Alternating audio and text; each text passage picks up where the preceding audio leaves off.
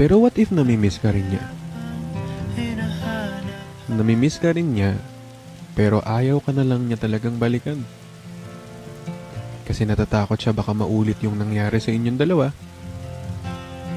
Natatakot siya na maranasan niya ulit kung ano man yung na-feel niya noon. Pero kung usapang miss lang naman, malay